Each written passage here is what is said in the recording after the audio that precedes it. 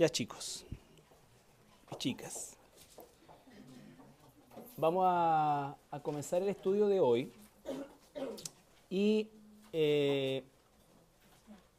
siempre traer al recuerdo el hecho de que estamos haciendo este estudio de Apocalipsis con el propósito de conocer los eventos que van a suceder en una época que la iglesia no va a estar, ¿ya? Y el propósito de este conocimiento, en primer lugar, es porque tenemos que conocer toda la palabra de Dios, ¿no es cierto? Y así como conocer el Antiguo Testamento significa conocer cosas que nosotros no vivimos, pero toda la palabra es, ¿no es cierto? La suma de tu palabra es la verdad. Entonces, y el propósito más importante que tiene para nosotros como iglesia es efectivamente poder motivarnos, si es que se puede usar esa palabra, a verdaderamente nosotros abocarnos a aquello que el Señor tanto anhela de su pueblo, que es justamente que despierte y que se entregue a este proceso de santificación, de integridad, en el cual tenemos que nosotros estar permanentemente siendo tratados por el Señor, ¿ya? Porque uno de los grandes sucedáneos que se ha inventado o que se ha tomado para reemplazar esto que es lo principal de un cristiano es el excesivo activismo o las excesivas actividades en una iglesia o en un ministerio o lo que sea. Entonces siempre las actividades de alguna manera están supliendo, entre comillas, por supuesto no es así, lo que es nuestro tiempo en el que el Señor tiene que trabajar con nosotros. Dios quiere que nosotros seamos santos porque Él es santo y por eso es que su iglesia está dispersa, infiltrada en todo el espectro social, en todo el espectro social, en todo el espectro laboral, ¿no es cierto? En cada lugar uno va a encontrar cristianos y esa es la idea de la iglesia del Señor. Entonces, por eso es que conocemos esto, porque realmente el tiempo que se va a vivir durante esos 7 años va a ser sencillamente espantoso para quienes les toque vivir aquello. Entonces, desde ese punto de vista es el propósito principal del conocimiento que estamos adquiriendo.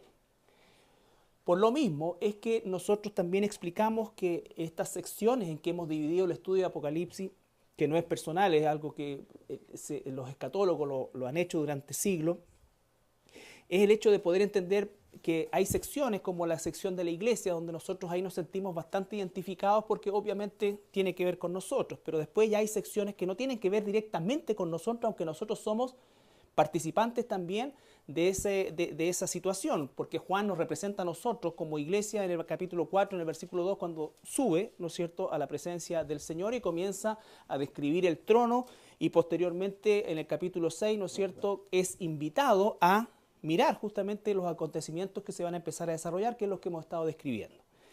También es importante recordar que el periodo de tiempo donde se van a empezar a suceder todos los sellos, específicamente, ¿no es cierto?, es un periodo de tiempo muy corto, no son más de 3 años, aunque el periodo total son 3 años y medio, la segunda mitad, ¿no es cierto?, pero el periodo propiamente tal no alcanza probablemente a los 3 años y se van sucediendo las cosas muy rápido y va a llegar un momento en que vamos a estar frente a una situación de simultaneidad, tanto de copa, de trompeta, en fin, y todo lo que se nos viene como enseñanza. Entonces, seguir una cronología de alguna manera resulta bastante complicado dado la cantidad de situaciones que se dan.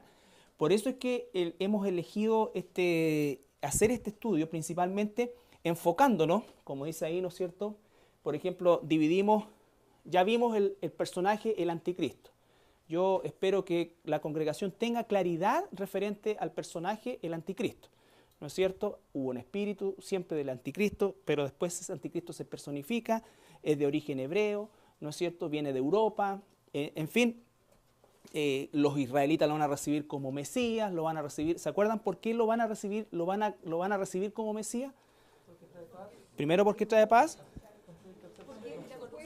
y construye el templo, ¿no es cierto? Entonces, con esos dos argumentos, ¿no es cierto? Y probablemente con todo lo demás que le queramos agregar, pero esos dos argumentos específicamente para la nación de Israel, significa efectivamente los aspectos o los requisitos fundamentales para considerarlo el Mesías que tanto anhela Israel. Por eso mostramos el video del Instituto Templo, que es esta institución, valga la redundancia, ¿no es cierto?, que existe hace un par de décadas en Israel, donde se han invertido muchos millones de dólares, principalmente en todo lo que es la construcción y el diseño, ¿no es cierto?, de los instrumentos, de todo lo que se va a ocupar en el templo.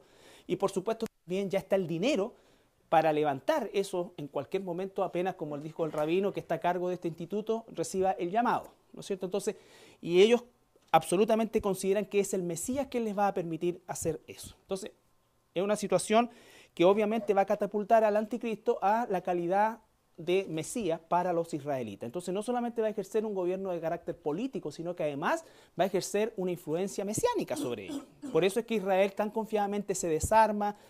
Vimos la batalla de Gog, Magog, ¿no es cierto?, que son estos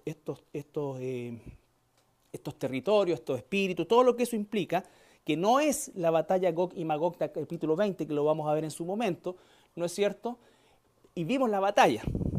Vimos el rey del norte, los reyes del sur, por supuesto, en una concepción resumida, porque la idea es justamente entregar una visión general completamente ajustada a la palabra, de manera tal que nuestro estudio, o para nuestro estudio personal, sirva esta directriz general.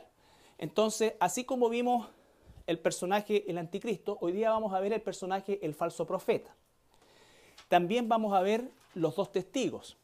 Vamos a ver los 144.000 que aparecen. Los vamos a ver por separado, los vamos a estudiar por separado, y vamos a estudiar los eventos también por separado, y en algún momento les vamos, por decir de alguna manera, a dar movimiento a esto. Vale decir que podamos nosotros de alguna manera reproducir proféticamente, si se quiere, ¿no es cierto?, los eventos que van a suceder. Pero lo más importante, ¿no es cierto?, es el hecho de que nosotros entendamos y conozcamos a cada uno de estos personajes antes de que aparezcan. Nosotros tenemos ese privilegio, ¿no es cierto? Vamos conociendo esto que el mundo no conoce, que el mundo va a caer redondito en este engaño, ¿no es cierto? Por eso es que la iglesia no está.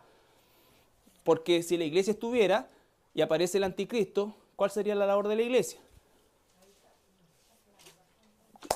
Ponerlo al descubierto. Y como mayor el que está en nosotros que el que está en el mundo, y las puertas del infierno no prevalecerán sobre la iglesia, el anticristo, caput. Por eso es que la iglesia no puede estar cuando el anticristo aparece en escena, porque anularía absolutamente su poder. Entonces, volvemos al punto de que el concepto del rapto de la iglesia no es un concepto medianamente antiguo o medianamente nuevo. El concepto del rapto de la iglesia es un concepto bíblico, no tiene que ver con tiempo, tiene que ver con la palabra, ¿ya? Entonces, ya vimos al anticristo, y hoy día vamos a ver al falso profeta, ¿ya? Que dicho sea de paso, es muy probable que el falso profeta emerja en el escenario mundial antes que la figura del anticristo, pero por lo menos nos vamos a quedar que van a estar trabajando simultáneamente. Es siempre el poder político con el religioso los que de alguna manera se unen, y va a llegar un momento, como en todas las cosas, que el poder político y militar, ¿no es cierto?, se va a deshacer del poder religioso. Pero en este caso ya están trabajando juntos, ¿ya? El falso profeta. Y vamos a ir a Apocalipsis 13. Apocalipsis 13.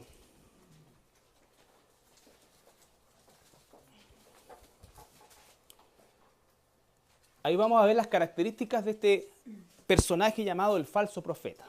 Ahora, al igual que el tema del anticristo, nosotros sabemos que el espíritu del anticristo, tal como dice el apóstol Pablo en la carta de los Tesalonicenses, segunda de Tesalonicenses, dice, el misterio de la iniquidad ya está en acción, ¿no es cierto? Por lo tanto, si el misterio de la iniquidad, que es un misterio para el mundo, para la iglesia no es un misterio, ¿no es cierto?, de la iniquidad ya está en acción, entonces significa que el espíritu de ese misterio de iniquidad se ha ido trasladando en el tiempo y ha estado presente, tanto el espíritu del anticristo como el espíritu del falso profeta.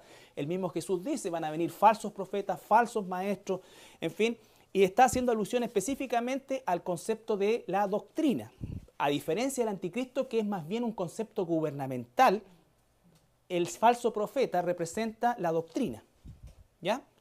El espíritu del anticristo es negar a Cristo desde el punto de vista no solamente escritural, sino que principalmente desde el punto de vista figurativo. Cuando un loco se declara a Cristo, se declara a Dios o cualquier otra cosa, tiene que ver principalmente con eso, pero cuando hablamos del falso profeta estamos hablando ya de la formación de las personas, estamos hablando de enseñanza, estamos hablando de doctrina.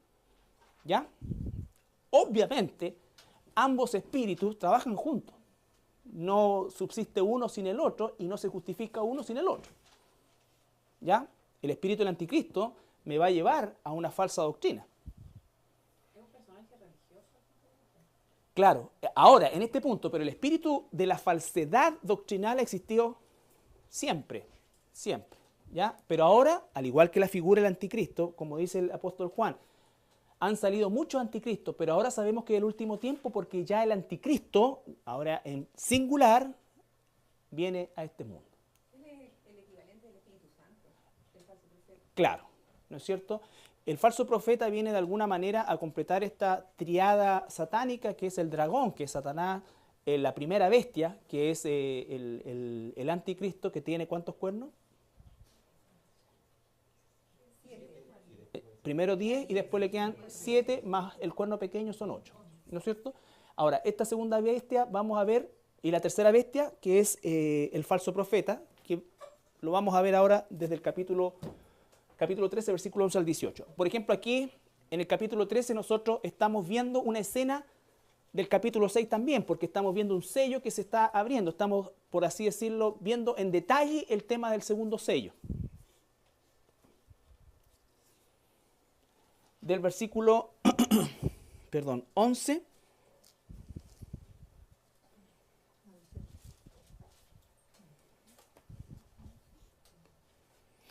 desde el versículo 1 hasta el 10 se encuentra la primera bestia. Si leemos el versículo 1 dice, me paré sobre la arena del mar. ¿Quién quiere leer? ¿Ya? Por favor.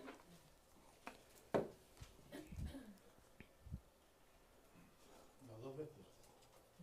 Me paré sobre la arena del mar y vi subir del mar una bestia que tenía 7 cabezas y 10 cuernos. Ya. Entonces ahí está describiendo al anticristo, el sistema de cómo va a gobernar. Recuerda que los cuernos son reinos o reyes, ¿no es cierto? Las cabezas representan territorio, en fin. Entonces va a gobernar con una federación inicialmente de 10 países que van a quedar 10 gobernantes que después van a quedar en 3 gobernantes que van a gobernar cada uno de estos lugares. No sabemos efectivamente cómo se van a distribuir, pero cuando estamos hablando de esta federación en esta época, tenemos bien entendido que Latinoamérica y los Estados Unidos están adscritos a alguno de estos bloques.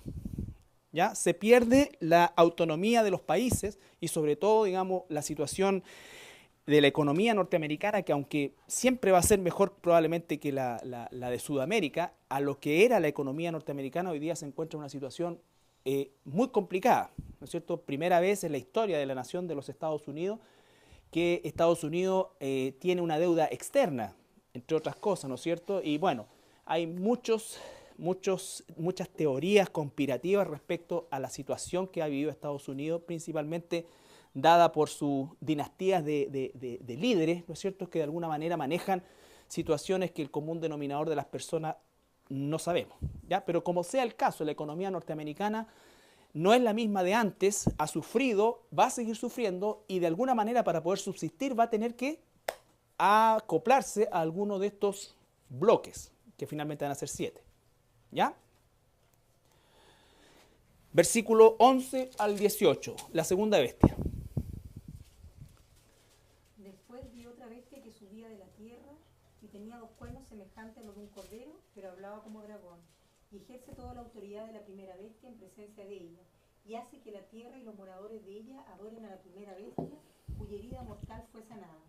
También hace grandes señales, de tal manera que aún hace descender fuego del cielo a la tierra delante de los hombres.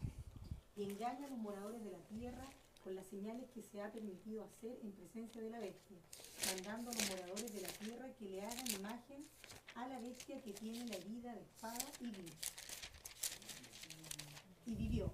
Y se le permitió infundir aliento a la imagen de la bestia para que la imagen hablase e hiciese matar a todo el que no la adorase. Y hacía que a todos, pequeños y grandes, ricos y pobres, libres y esclavos, se les pusiese una marca en la mano derecha o en la frente, y que ninguno pudiese comprar ni vender, sino el que tuviese la marca o el nombre de la bestia o el número de su nombre. Aquí hay sabiduría. el que tiene entendimiento cuente el número de la bestia, pues es número de hombre y su número es 666. Ya.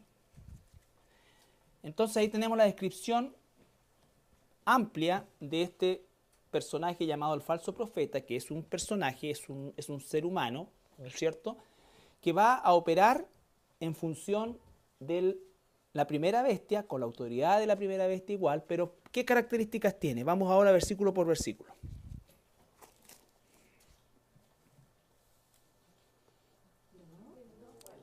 De nuevo, ya hicimos la primera lectura, recuerden cuando estudiamos la Biblia, hacemos la lectura rápida del pasaje primero, y ahora vamos versículo por versículo. Después de otra bestia que subía de la tierra y tenía dos cuernos semejantes a los de un cordero, pero hablaba como dragón. Ya. ¿Qué es lo que nos dice primero? Que ve otra bestia, ¿no es cierto? El tercer personaje. ¿De dónde sale esta bestia? De la tierra, no del mar. Recuerdan que la primera bestia sale del mar, que significa multitud de personas. Lo más seguro es que la primera bestia, que es el anticristo, emerja de Europa. ¿Por qué? Porque efectivamente, ¿no es cierto?, la Biblia nos habla de que todos los eventos se van a desarrollar en el imperio romano, territorialmente hablando, ¿no es cierto?, que incluye principalmente Europa, norte de África, y por supuesto todo lo que es la tierra de Israel y el Medio Oriente. Entonces probablemente sea de Europa, y ustedes saben que existen dos corrientes o dos ramas gigantescas de judíos dispersos en el mundo, o en Europa propiamente tal. Tenemos los judíos sefarditas, que son los que emigraron principalmente y se desarrollaron en grandes comunidades en la península ibérica, vale decir España, Portugal, y los judíos ashkenitas, que se desarrollaron en los países anglosajones y eslavos, ¿ya? Entonces, de alguna de esta parte va a salir este anticristo, ¿ya? Entonces, este anticristo lo que va a... La diferencia con el falso profeta es de la tierra. En la Biblia, cuando se hace alusión a la tierra, como tierra, no como planeta, ¿no es cierto?, al mundo vino o mundo o cosmos, que es la palabra que se usa ahí también, la palabra tierra en el hebreo es la palabra eretz, y siempre hace alusión a la tierra de Israel. El falso profeta va a salir de la tierra de Israel. Por lo tanto, para ser un falso profeta que Israel acepte como tal, como profeta, como líder religioso, tiene que ser israelita de la tribu de Leví. Recuerden que a esta altura ya las tribus van a estar más o menos reconocidas, porque de ahí van a salir los 144.000 en algún momento. Entonces, la religión mundial va a tener su centro de operaciones en Israel en torno al tercer templo. Recuerda lo que dijo el rabino del Instituto Templo, y eso es lo que está en el inconsciente colectivo de todos los israelitas, es que el templo va a ser un lugar de adoración para todas las religiones, dijo. Por eso es que ellos cuentan con que el domo de la roca, de una manera milagrosa, va a salir de ahí, y de hecho va a ser así. ¿Ya? Y de hecho va a ser así. Entonces, el centro de la religión mundial se va a encontrar en Israel. ¿Está claro eso? Entonces, en torno a este tercer templo. Por eso es que cuando terminan los 3 años y medio iniciales, el anticristo no va al tiro y se mete al templo. No, hay sucesos que van sucediendo que van a culminar en aquello. ¿Ya? Quiero que leamos Levítico 9:24.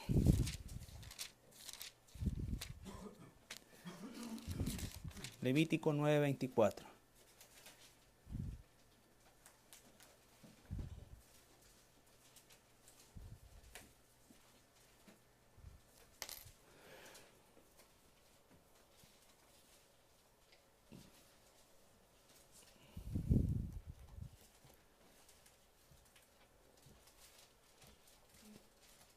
Uno de los milagros que va a afianzar a este falso profeta como sumo sacerdote judío, levita, y lo van a tomar los judíos como tal, es el milagro que realiza de que hace descender fuego del cielo. La pregunta es, ¿dónde va a hacer descender fuego del cielo? ¿Para qué?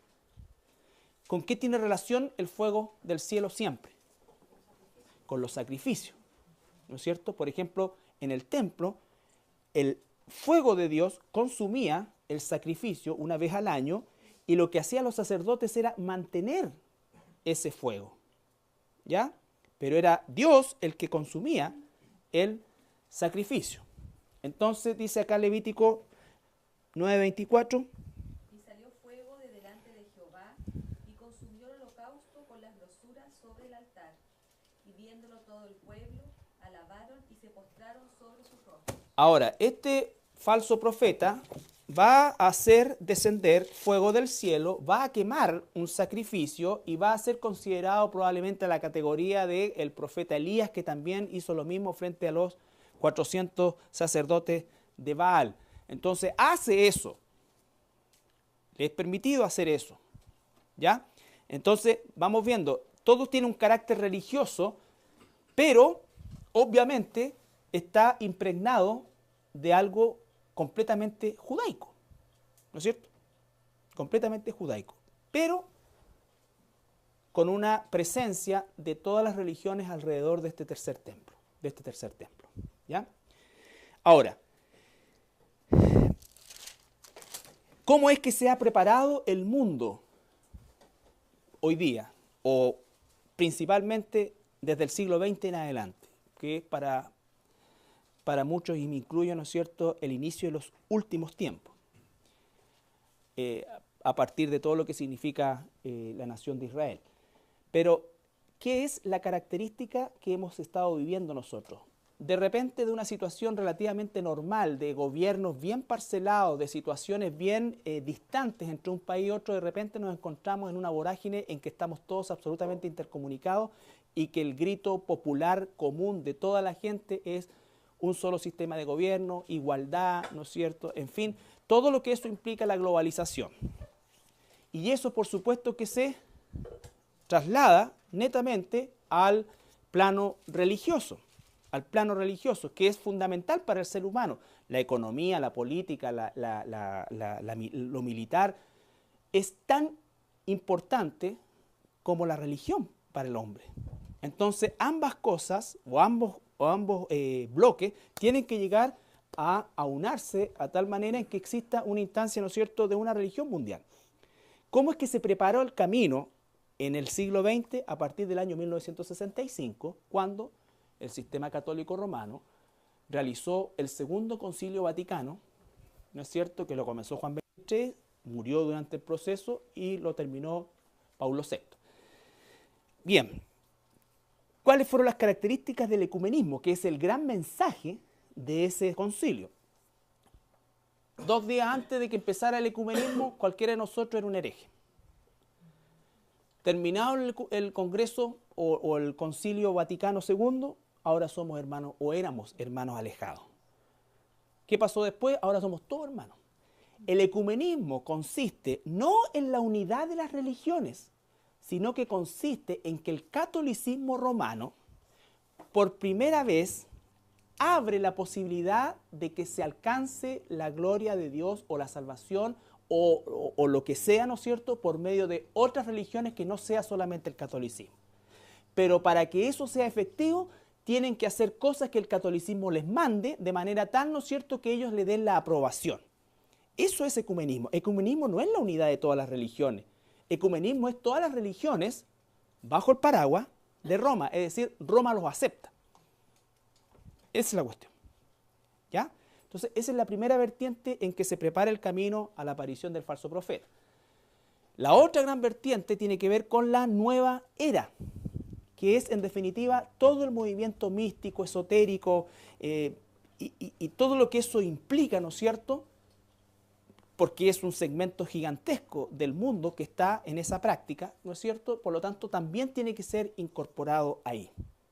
Entonces, por un lado, todo este concepto de la nueva era, y la nueva era siempre tiene relación con seres de otros planetas, los extraterrestres, y todo, ¿no es cierto?, las voladuras que se pegan al respecto, pero todo eso se introdujo también en el ambiente religioso y como lo vamos a ver también, se introdujo también en el mundo evangélico. Todos esos movimientos y todas esas cosas así no son, cuando tú buscas históricamente, primero en la Biblia y segundo en la historia de la iglesia, en los mártires, en todos aquellos que en definitiva constituyeron efectivamente el cimiento de la iglesia cristiana, jamás se encuentra eso.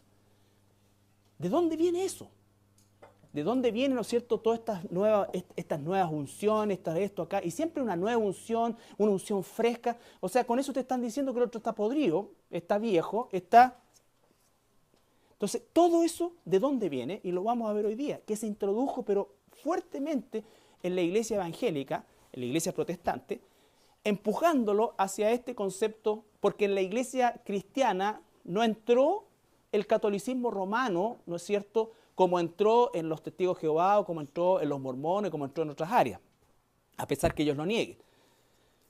La iglesia cristiana fue infestada, ¿no es cierto?, por estas corrientes de corte esotérico, místico, ¿no es cierto?, que por supuesto son igual de satánicos, y entraron dentro de la iglesia cristiana y la transformaron, ¿no es cierto?, en lo que desgraciadamente muchas de esas denominaciones hoy son, donde prima, ¿no es cierto?, no la enseñanza, sino que la experiencia. ¿Ya? No la transformación, sino la sensación. Entonces, todo eso está preparando la aparición de este personaje que, ¿cómo dice que habla? Primero, ¿qué es? Claro, pero tiene aspecto de cordero. Pero tiene aspecto de cordero con cuerno. ¿No es cierto? ¿Qué significaban los cuernos en la Biblia? ¿Se acuerdan? Poder. Va a ejercer un poder religioso y va a ejercer un poder económico. Va a ejercer un poder religioso y va a ejercer un poder económico. Él es el que supervisa la colocación de la marca y todo lo que vamos a ir viendo hoy y la próxima semana. ¿Ya? Sigamos. Versículo 13. El 12, perdón. Y ejerce toda la autoridad de la primera bestia en presencia de ella, y hace que la tierra y los moradores de ella adoren a la primera bestia cuya herida mortal fue sanada. Aquí estamos describiendo un evento que no lo hemos estudiado, pero vamos a decir algo al respecto. ¿La primera bestia quién es? El anticristo, ¿no es cierto? Recuerden ustedes que hay una guerra entre el norte y el sur contra Israel. El anticristo actúa primeramente defendiendo a Israel porque es su Mesías, ¿no es cierto? En uno de estos eventos, probablemente y con toda certeza al final de estas guerras iniciales, el anticristo va a sufrir un atentado de muerte. ¿Ya? Va a recibir un atentado y va a morir. Entonces ahí es donde tenemos que nosotros enganchar la segunda parte de este capítulo o de esta sección que está en Apocalipsis 12, versículo 7 al 13.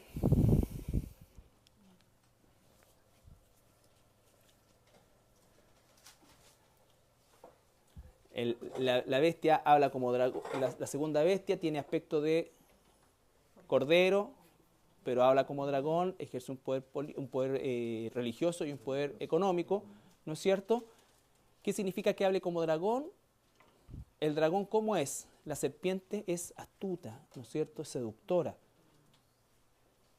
No busquen a Satanás o no crean que Satanás está en los discos de Iron Maiden tocándolo al revés.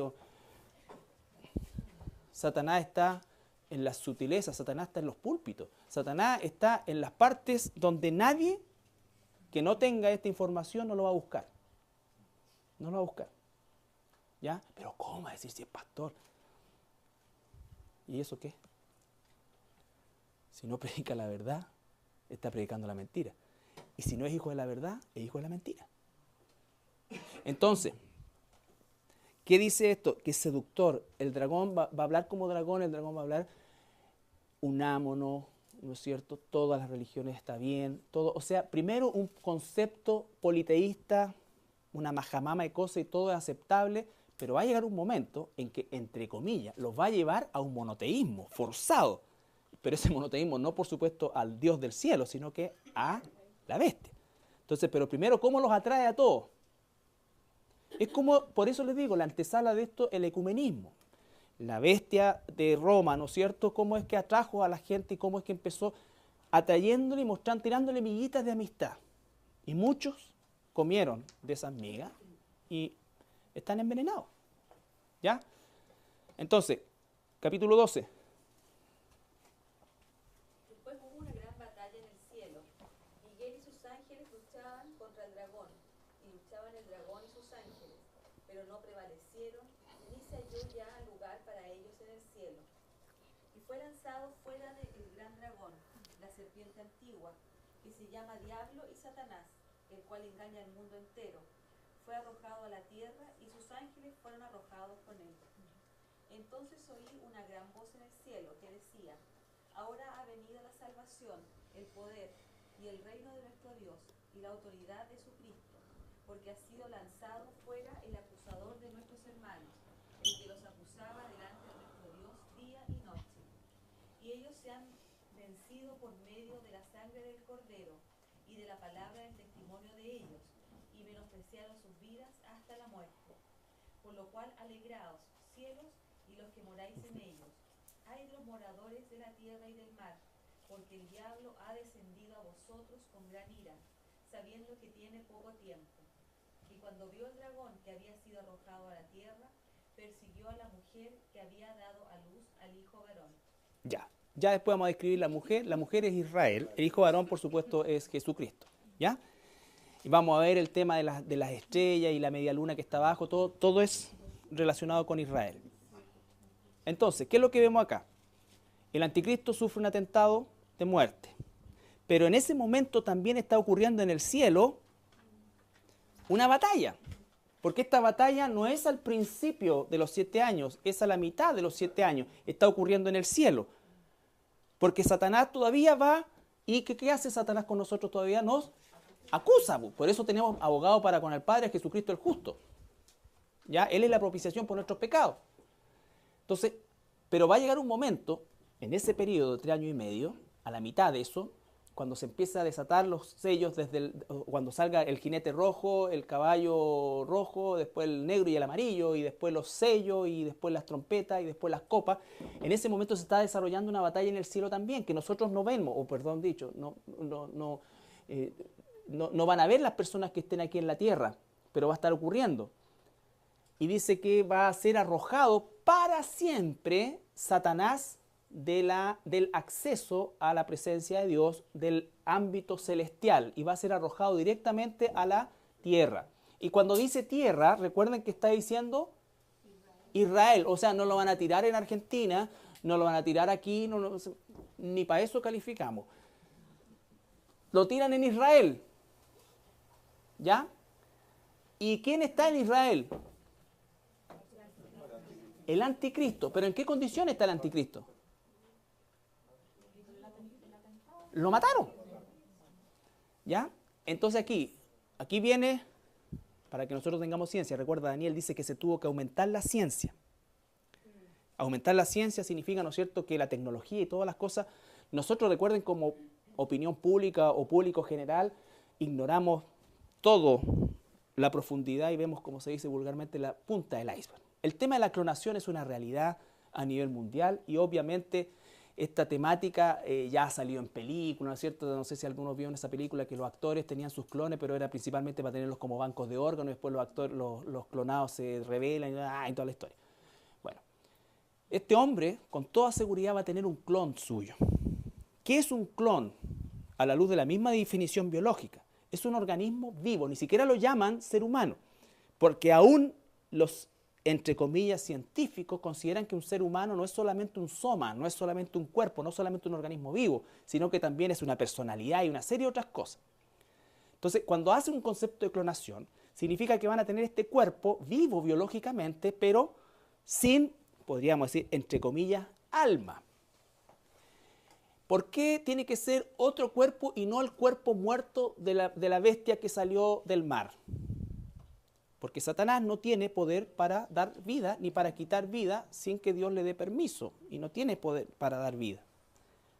Entonces, ¿qué va a hacer el dragón que es lanzado a la tierra de Israel, a este plano de existencia? ¿Qué es lo que va a necesitar para poder hacer sus cosas? Un cuerpo. Y ahí viene entonces el falso profeta, va a hacer este milagro de una resurrección falsa y va a entrar el dragón ahora a ese cuerpo, ¿no es cierto?, clonado de la primera bestia, pero van a creer toda la gente que es la misma bestia, por eso van a decir, oh, ¿quién como la bestia? Pero es Satanás mismo, por eso cuando se levanta resucitado, ¿qué es lo primero que hace?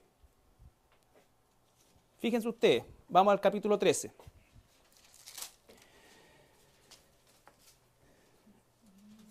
Versículo 15. Perdón.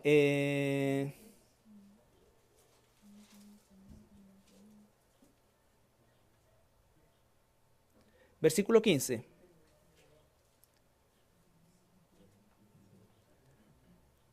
En el versículo 15 del capítulo 13 dice, y se le permitió infundir al falso profeta aliento a la imagen. ¿Cuál era la palabra de imagen? Sere, que significaba semejanza, eso es. Por eso es que de ahí viene el concepto de clonación, que es semejanza, ¿ya? En el griego. Entonces, dice qué cosa en el versículo 15, se le permitió infundir aliento a la imagen de la bestia para que la imagen hablase e hiciera, imagínate, matar a todo el que no la adorase. El anticristo cuando salió como caballo blanco, cuando fue a la guerra de Gog y Magog, todo, nunca pidió adoración. La gente le dio una corona, ¿se acuerdan? Pero ahora, en esta pseudo resurrección, que es Satanás mismo ahora usando este cuerpo, ¿qué es lo primero que pide? Matar a todos los que no le adoren y que lo adoren. Que lo adoren. Y después dice el versículo 16. Y hacía que a todos, pequeños y grandes, ricos y pobres, libres y esclavos, se les pusiese una marca en la mano derecha o en la frente. Recuerden, ese y hacía que todos, ese hacía que todos se está refiriendo no al anticristo, no a la primera bestia, sino que al falso profeta. Al falso profeta se le permitió infundirle aliento, recuerden, neuma, vida, al anticristo, ¿no es cierto?, al cuerpo clonado, y después se le va a permitir, ¿no es cierto?, y él mismo va a generar esta instancia de hacerse marcar a las personas, con el propósito de, principalmente, tener un control, ¿de qué tipo sobre ellos? Económico, ¿no es cierto? Porque dice que nadie va a poder realizar ninguna transacción, por mínima, por doméstica que sea, si no tiene esa marca, ¿ya? Y fíjense ustedes en una cosa, y hacía que todos, versículo 16, fíjense la expresión, todos, ¿no es cierto? Pequeños y grandes, obviamente no está hablando de deporte, ricos y pobres, libres y esclavos, vale decir que la sociedad humana no cambió un ápice. Igual hay ricos, igual hay pobres, igual hay libres, igual hay esclavos, y peor todavía. O sea, todo el engaño del primer jinete, ¿no es cierto?, no fue más que nada un engaño. Las condiciones sociales no cambiaron, nunca hubo igualdad, todo lo contrario. Y dice después, Que ninguno pudiese comprar ni vender, sino el que tuviese la marca o el nombre de la bestia o el número de su nombre. Aquí hay sabiduría, y el que tiene entendimiento cuenta el número de la bestia, pues es el número de hombre, y su número es 666. todo esto va a estar en la internet, ¿eh? Así que no se preocupen. Me interesa que vamos ahora. ¿Puedes leer el último versículo, por favor? Aquí hay sabiduría. El que tiene entendimiento cuenta el número de la bestia, pues es número de hombre, y su número es 666. Ya. La Biblia explica la Biblia, ¿no es cierto? Nosotros no podemos, en la interpretación privada, pensar yo creo que es 666 por tal o cual cosa. El 6 es el número del hombre porque el ser humano fue creado el sexto día. Y cuando se hace se habla de 3, siempre en la Biblia, bajo este concepto, ¿no es cierto?, siempre se habla de divinidad, Padre, Hijo, Espíritu Santo, la Trinidad Divina. Entonces, el 666, ese es el hombre elevado o elevándose a la divinidad. Esa es la condición del anticristo, el hombre elevándose a la divinidad. Y esto que está en Apocalipsis, ¿no es cierto?, nos remonta a el jardín del Edén, al engaño de la serpiente, que es el mismo Satanás, ¿no es cierto? Miles de años antes usó con la primera pareja humana exactamente el mismo argumento. Ustedes van a ser como Dios. Él quiere ser como Dios. Subiré al cielo, tomaré el trono del Altísimo y seré como el Altísimo. Ese es el deseo de Satanás y esa fue la mentira que le infundió al ser humano y esa fue la mentira que heredamos todos nosotros. Por eso es que somos tan autosuficientes, por eso es que nos cuesta depender de Dios, por eso es que todo eso, porque eso viene en nuestro ADN infectado, nuestra independencia de Dios. Por un lado queremos a Dios, pero lo queremos bajo nuestras condiciones. No queremos un Dios, queremos un títere. Esa es la realidad de las cosas. Entonces, él ahí es el epítome de este concepto. La palabra marca tiene dos lecturas y las dos son aplicables a este concepto, marca, en ese pasaje. Lo primero es caragma, que significa una impresión o caracteres que representan algo. ¿No es cierto? Por ejemplo, si... A ver, vamos a hacer el mismo ejemplo de la tarde, para no pensar más. ¿No es cierto? Si usted ve eso en la puerta de un baño, ¿qué le dice?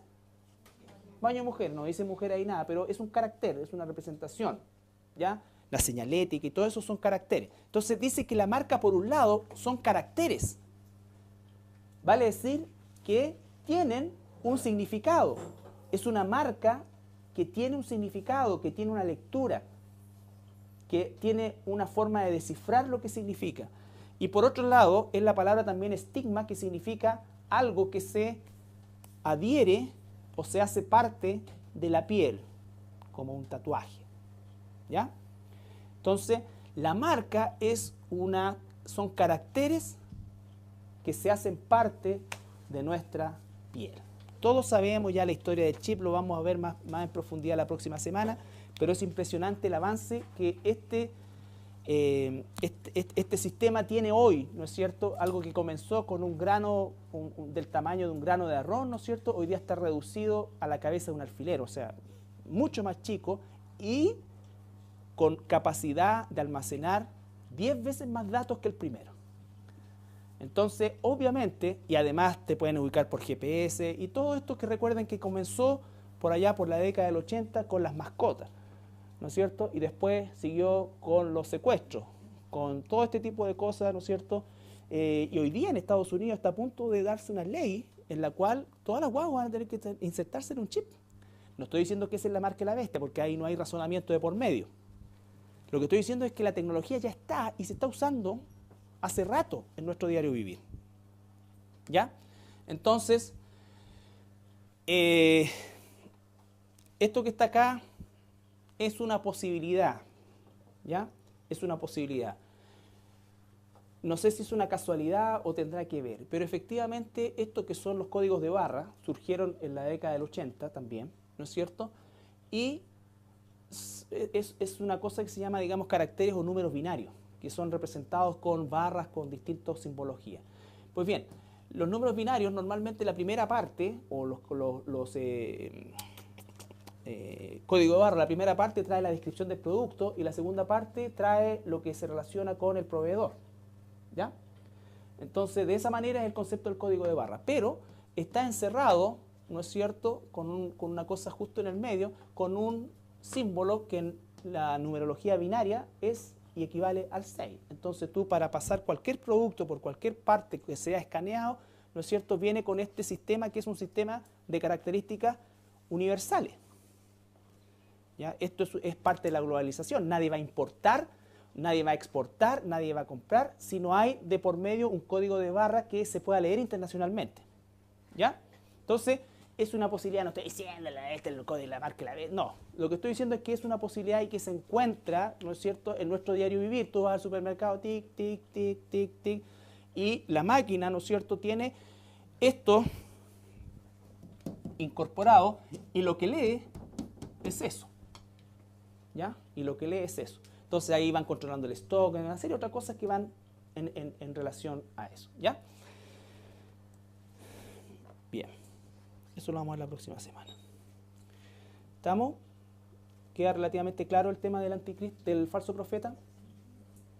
Igual va a estar esto en la web, repásenlo. Recuerde que lo más importante o el objetivo del estudio es que conozcamos los personajes, los acontecimientos, y vamos a tratar de colocarnos en una cronología lo más cercano a lo que la Biblia nos describe, ¿no es cierto? Porque les vuelvo a insistir, muchos de estos eventos a partir del capítulo 6 en adelante se desarrollan de manera simultánea. Entonces es difícil estudiar uno tan separado del otro, ¿ya? En cambio los personajes sí los podemos separar y después los colocamos en su contexto. Ahora bien, voy a mostrarles un pequeño video que en realidad dura 30 minutos, pero va a estar en la página web, de 30 minutos, para que ustedes lo vean y vean efectivamente que todo este movimiento de nueva unción, de unción fresca, de todo este concepto que trata de alguna manera de introducirse o que ya se introdujo en la iglesia cristiana, ¿no es cierto?, es algo que viene de una situación contemporánea, el año 90 o en la década del 90, y obedece principalmente justamente a al infiltramiento de todas estas manifestaciones milenarias de la India, de China, y específicamente de la India, ¿no es cierto?, dentro de la cultura de la iglesia.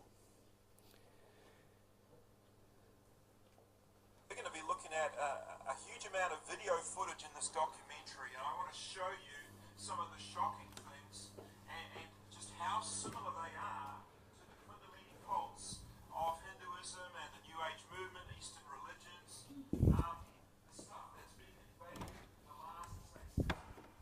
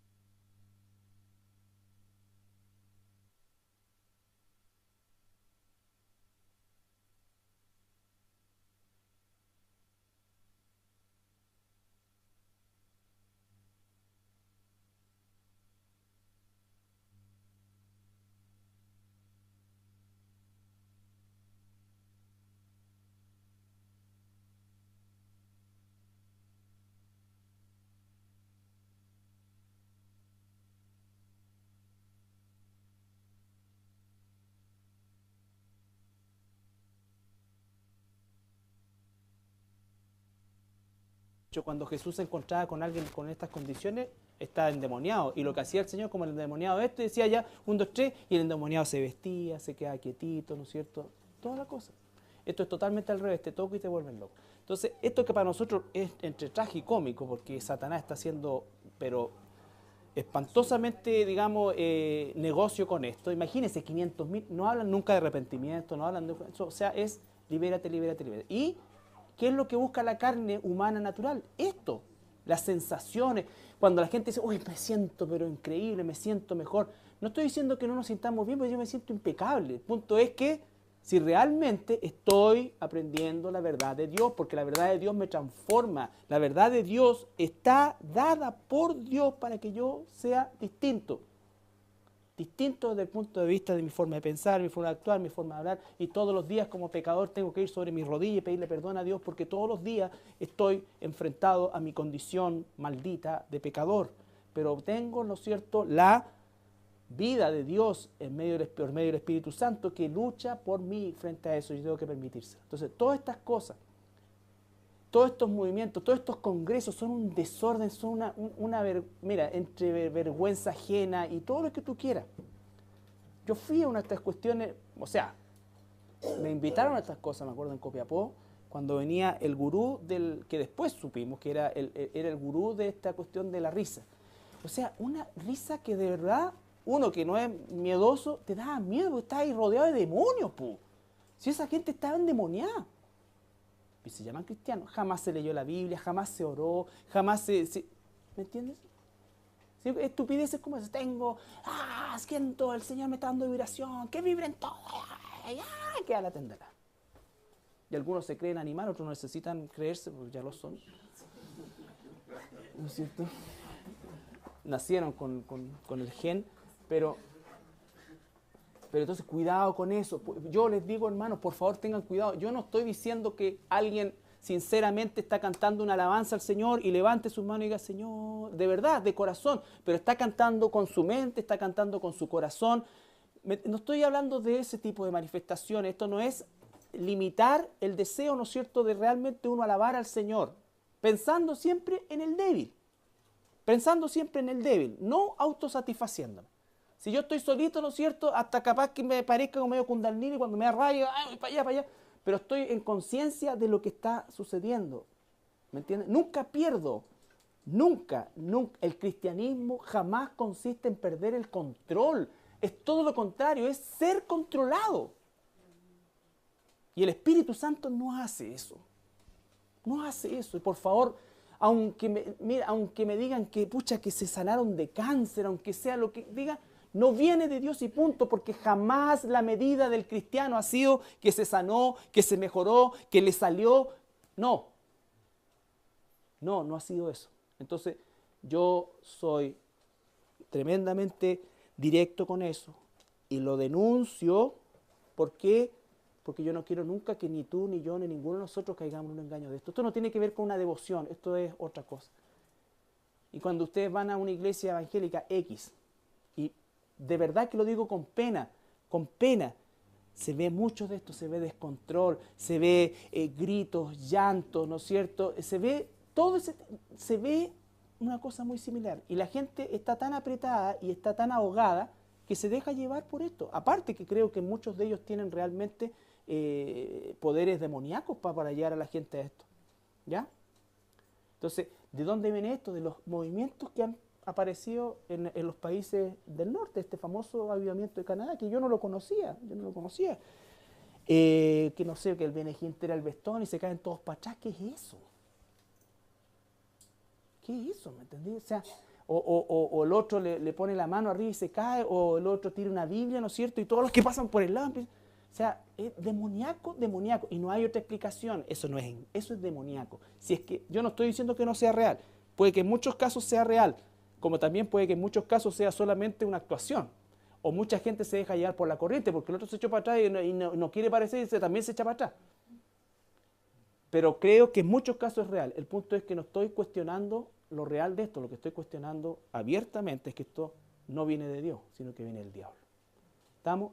Y el falso profeta, por eso es que quise mostrar esto, porque la iglesia cristiana está infiltrada completamente con doctrina satánica. Con doctrina satánica. Esto no es para decir, esta es la única iglesia verdadera, aquí es la única parte de la sana doctrina, como algunos creen que yo he dicho. Jamás he dicho eso. Jamás he dicho eso. Lo que siempre he dicho es que como iglesia tenemos que buscar la sana doctrina y denunciar aquello que va, en definitiva, ¿sabes qué? A cobrar almas. Pues si al final de cuentas, ¿qué me importa a mí? Carlos Flores, la carne. Puta, si querís, tírate del 5º piso, me da lo mismo. Pero el Carlos Flores, hijo de Dios, no quiere que te vayas al infierno. Y es el que tiene que prevalecer. Si a mí no me importa la gente que se va y que se fue esto, y que, oye, ¿por qué se fueron? ¿Por qué allá? ¿Por qué encontraron esto? ¿Por qué encontraron...?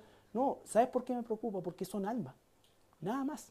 Y no estoy diciendo con esto con que la gente se ha ido, se fue a una iglesia satánica. No, lo que estoy diciendo es que no es mi preocupación el que ustedes permanezcan aquí por mí, ni que permanezcan aquí porque siempre estemos llenitos. No, porque si nos quedamos con 10, con 5 o con 1, da lo mismo, porque el número lo da Dios. El punto es que como pastor jamás quisiera que alguien que ha conocido la verdad sea absorbido por la mentira. Es el único punto. Ok. ¿Puede hacer una oración, brother Rodrigo, para terminar? Señor, buenas noches. Señor, te damos gracias, Señor, por permitirnos venir esta noche en tu presencia, Señor, y poder seguir aprendiendo de tu palabra, Señor, transformando nuestras vidas, nuestro corazón, nuestro discernimiento, Señor. Entréganos sabiduría necesaria, Señor, para cada día ir entendiendo cada día más tu palabra, Señor. Bendice a cada uno de los hermanos, Señor. Sí, Señor, gracias, Padre. También aquellos que no han podido venir el día de hoy, Señor. Permítenos llegar a nuestro hogar sano y salvo, Señor. Y también te pedimos por nuestro pastor, Señor, y por esta iglesia, Señor, para, como bien dice, Señor, sigamos en la búsqueda de una sana doctrina, Señor. No permita que se contamine, Señor, y danos la fortaleza, Señor, de seguir avanzando, Señor, y conociéndote cada día más. Oramos en el nombre de tu Hijo Jesucristo. Amén. Amén, Señor. Gracias, Señor.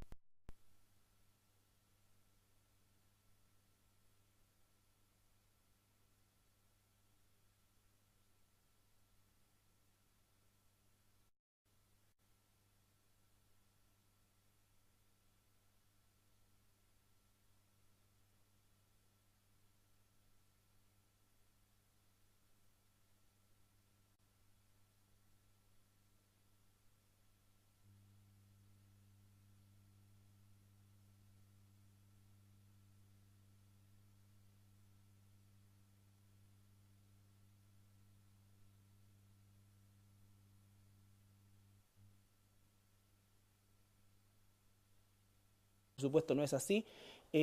Lo que es nuestro tiempo en el que el Señor tiene que trabajar con nosotros. Dios quiere que nosotros seamos santos porque Él es santo y por eso es que su iglesia está dispersa, infiltrada en todo el espectro social, en todo el espectro social, en todo el espectro laboral, ¿no es cierto? En cada lugar uno va a encontrar cristianos y esa es la idea de la iglesia del Señor. Entonces, por eso es que conocemos esto, porque realmente el tiempo que se va a vivir durante esos 7 años va a ser sencillamente espantoso para quienes les toque vivir aquello. Entonces, desde ese punto de vista es el propósito principal del conocimiento que estamos adquiriendo. Por lo mismo es que nosotros también explicamos que estas secciones en que hemos dividido el estudio de Apocalipsis, que no es personal, es algo que los escatólogos lo han hecho durante siglos, es el hecho de poder entender que hay secciones como la sección de la iglesia, donde nosotros ahí nos sentimos bastante identificados porque obviamente tiene que ver con nosotros, pero después ya hay secciones que no tienen que ver directamente con nosotros, aunque nosotros somos participantes también de esa situación, porque Juan nos representa a nosotros como iglesia en el capítulo 4, en el versículo 2, cuando sube, ¿no es cierto?, a la presencia del Señor y comienza a describir el trono, y posteriormente en el capítulo 6, ¿no es cierto?, es invitado a mirar justamente los acontecimientos que se van a empezar a desarrollar, que es lo que hemos estado describiendo.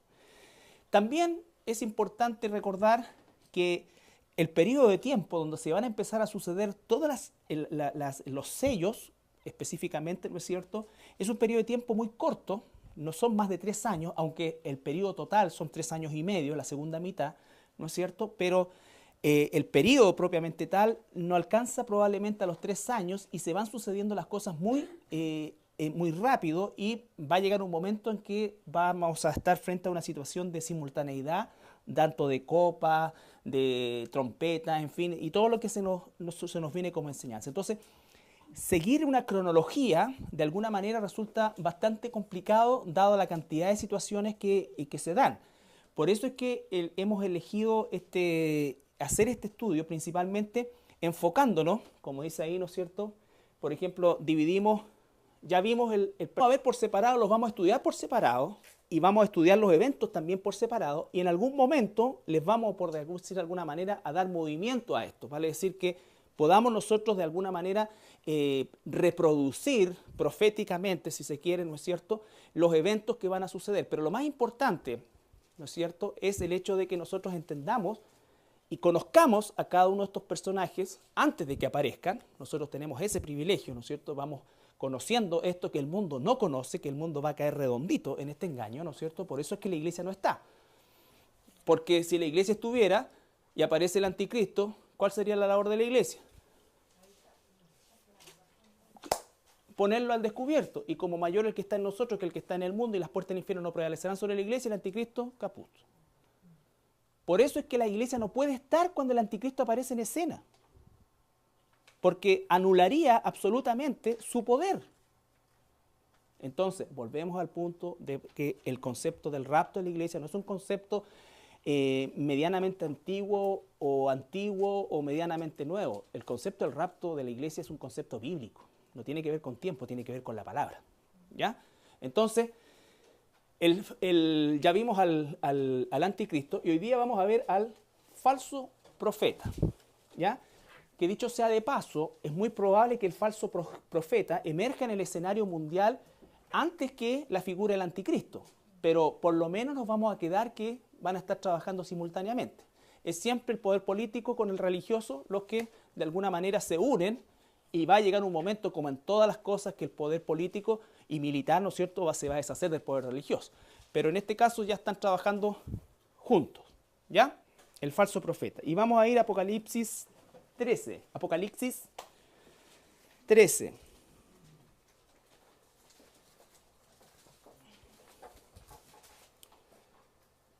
Ahí vamos a ver las características de este personaje llamado el falso profeta. Ahora, al igual que el tema del anticristo, nosotros sabemos que el espíritu del anticristo, tal como dice el apóstol Pablo en la carta de los Tesalonicenses, segunda de Tesalonicenses, dice, el misterio de la iniquidad ya está en acción, ¿no es cierto? Por lo tanto, si el misterio de la iniquidad, que es un misterio para el mundo, para la iglesia no es un misterio, ¿no es cierto?,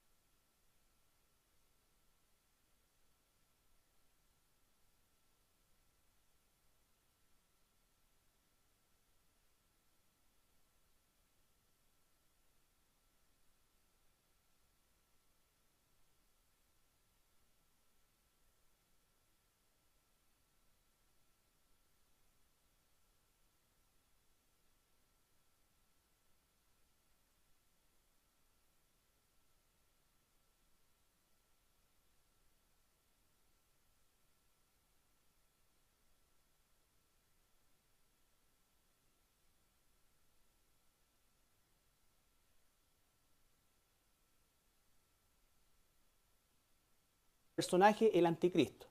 Yo espero que la congregación tenga claridad referente al personaje, el anticristo.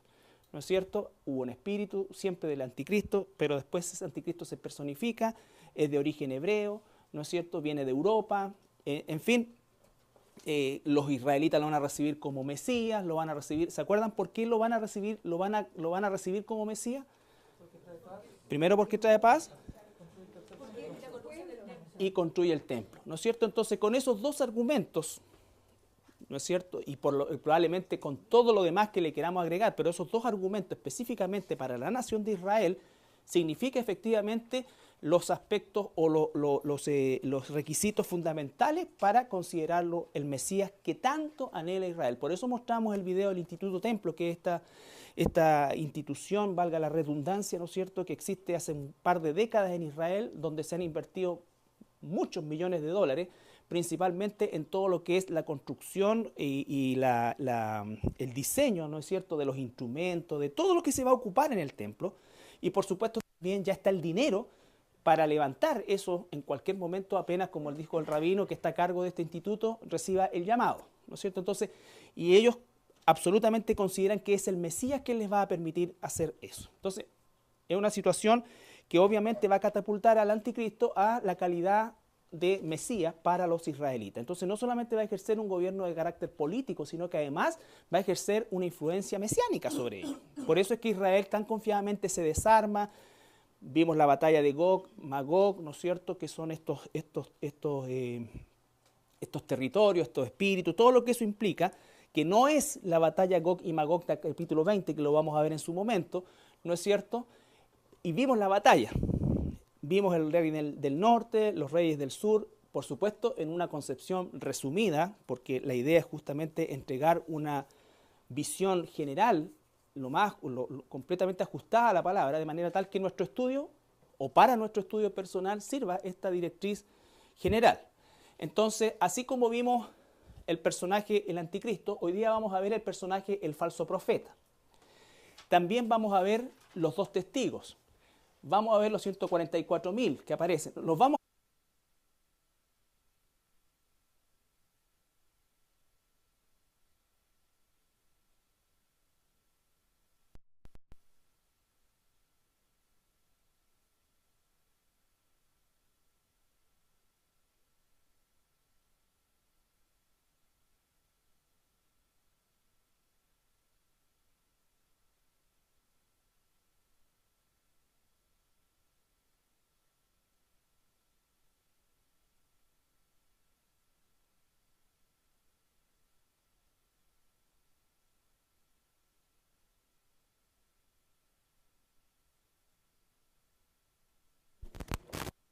ya, chicos y chicas, vamos a comenzar el estudio de hoy y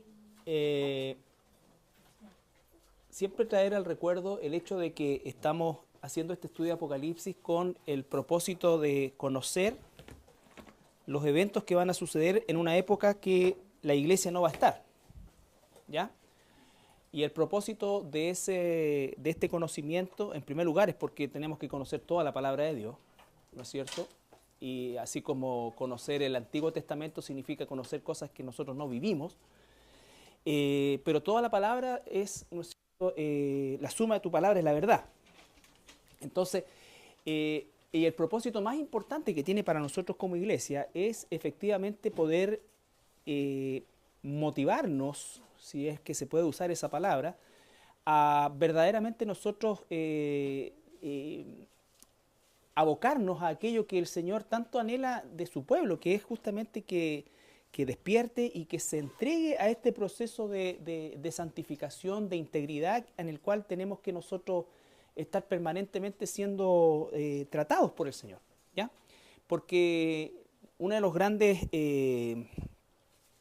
sucedáneos que se ha inventado o que se ha tomado para reemplazar esto que es lo principal de un cristiano es el excesivo activismo o las excesivas actividades en una iglesia o en un ministerio o lo que sea. Entonces siempre las actividades de alguna manera están supliendo, entre comillas, por